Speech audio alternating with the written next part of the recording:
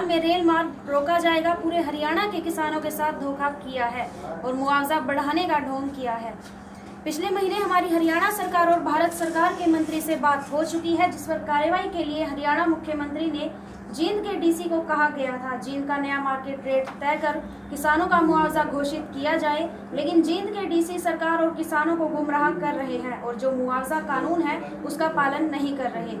आज नया market rate से मुआवजा घोषित करना था, वो जो आज किया गया है वह काफी कम है। यह किसानों के साथ मजाक है। केएनएन मीडिया के लिए जुलाना से अनिल सोलंकी की रिपोर्ट। सरकार ने जो संशोधित रेट आज घोषणा की है वो एक तरह से किसानों के मुंह पर तमाचा है, नाम मात्र का बढ़ाया है।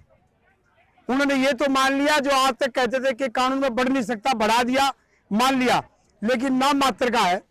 और पूरे जींद जिले के जो 7 गांव आंदोलन करे थे उनका लगभग 10 से और 11.5 लाख रुपए प्रति एकड़ मुआवजा, मार्केट दर नहीं बढ़ा है और मार्केट दर बढ़ी है सिर्फ 2 लाख रुपए, जो हमें मंजूर नहीं।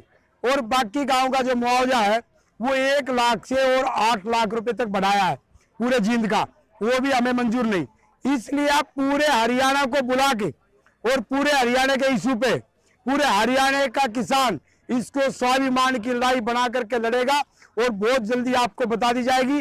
और रेल रोकने का कार्यक्रम हम अभी स्थगित नहीं कर रहे हैं, एक्शन मोड में ही रहेंगे, लेकिन क्योंकि दादरी में भी लोग बैठे, वहां का फैसला आने दो और फिर हम आपको अगला कदम बताएंगे।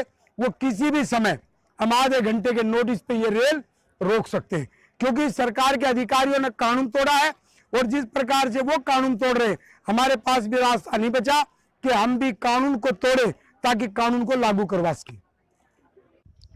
आज जो किसानों द्वारा यहाँ NH 152D की जो भूमि अधिग्रहण की गई है उसका अवार्ड डीसी साहब द्वारा सुनाया गया है, जिससे किसान असंतुष्ट है।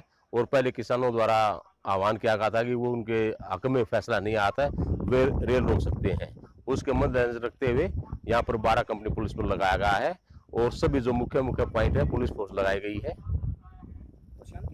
हाँ, अब तक बिल्कुल शांतिपूर्वक धरना चल रहा है। अब तक कोई ऐसी बात नहीं आई है जिससे कि रेल रोकी जा सके।